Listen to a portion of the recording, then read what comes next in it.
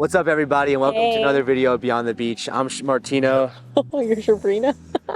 I'm Sabrina. And we're Beyond the Beach. Hey guys, I just want to say thank you so much for leaving all the comments and supporting the channel. We've been really reviewing all the comments and likes that you guys give us. I just want to say thank you a lot. Really appreciate it. And in fact, as we were going through the comments, there was one comment that we actually really appreciated that was curious about what the #1 neighborhood is to live in Miami. So we'll share the comment right here. Yeah, thank you for leaving the comment. So in this video, we want to share with you what the #1 neighborhood is in Miami, Florida. We're going to share with you guys some important facts that we found out, why it's the #1 neighborhood, and then hopefully we can get some interviews, ask some people about what their experience is like living in the #1 neighborhood in Miami. Should we just tell them what it is? Nah, save it for later, and then we'll end the video. Yeah, so we just hope that you get to see a little more about Miami from wherever you are, whether it's your home or on the go. We really appreciate being able to just share our experience living in this city and what we get to learn. So thank you for tuning in, and let's get to the video. Let's get into the video. Let's do it.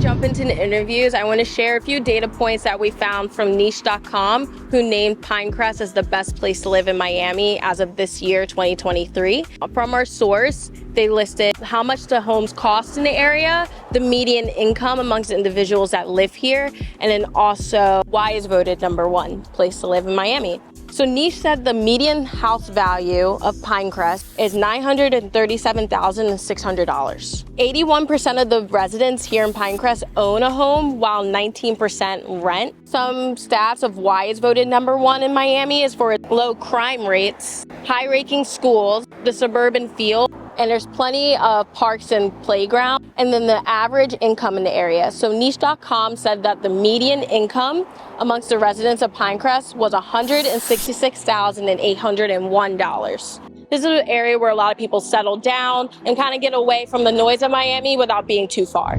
How's my hair?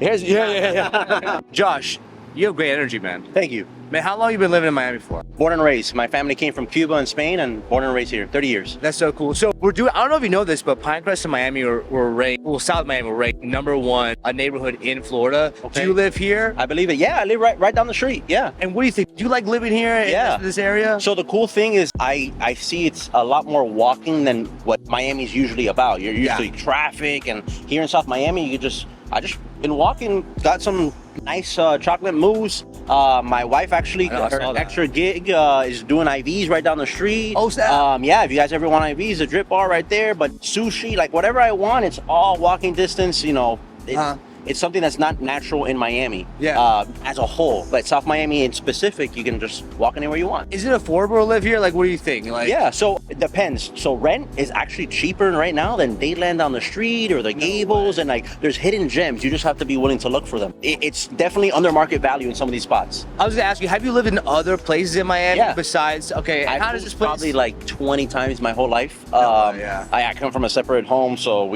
I moved a bunch. So I've lived in Westchester, Cutler Bay, West Miami, and in terms of like housing prices, like the homes themselves are pretty pricey, but the apartments, if you're like a college student or just getting started, there's some studio apartments really good for like a new couple or someone trying to get started. What advice would you give to people that like want to move here or have questions about living in this area? Like, what would you say about it to them? So the biggest thing you want to look at is, well, you have the metro area right down the street, so transportation. If you have a car, sometimes parking could be a little bit of a mission, but if you're someone that is just a one-car household and you're close to your job, it's definitely very central. You have the Palmetto down the street, you have US 1, you have the metro area, like I said, so it's very accessible in terms of transportation. And then in terms of business-wise, South Miami, once they tear down Sunset Place, this place is going to be like Merrick Park on steroids. So it's new urbanism, essentially. I'm an AP Human Geography teacher. So this is where you see new urbanism. You're AP Human Geography teacher? That's so cool. And Sabrina's amazing at geography. Oh, cool. All right. So what's the capital? I'm kidding. You see those World Star videos and people are like, 47. People have questions on restaurants too. Okay, so like I actually, food owners always telling me like, hey, why don't you just start a social media page already? Because if I love something, my love language is food. And Miami's just a melting pot of all these delicious cuisines. We're the United Nations of cuisines. I agree. So like for instance, Sim Sushi right down the street, they just opened up. The head chef grew up in Thailand, then went to Japan, then California, moved here. So the sushi there is like you're literally from Japan.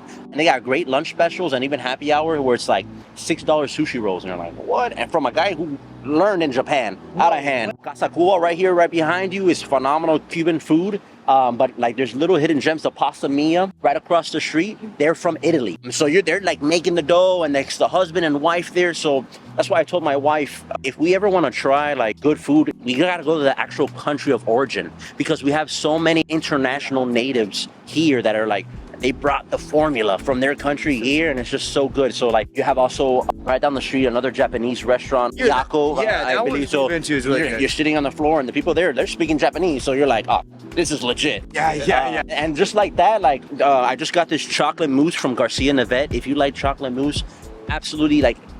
Where was that by? It's right on 57th Avenue, right next to the Chillin'. And then like Pinecrest Bakery is another thing. Like it's Cuban coffee, pastelitos, empanadas, and they just opened up right there, so it's perfect. Like I'm on my Cuban fix. I can go here or there. Like there's a little bit of everything.